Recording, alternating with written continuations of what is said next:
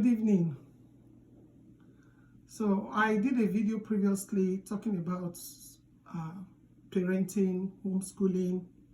Please, let's take advantage of the stay at home to teach our children some skills. You can teach them how to sew. You can teach them how to bake. You can teach them just anything that comes to your mind that you think is positive. From tomorrow, Tuesday, we're going to start teaching our children Ędo language.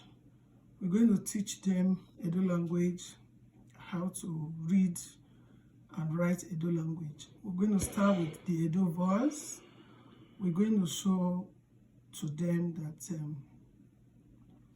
Ędo Vowels comes with some diacritic, and those diacritic affects the pronunciation, how the diacritic can help you to read and write or pronounce Ędo language.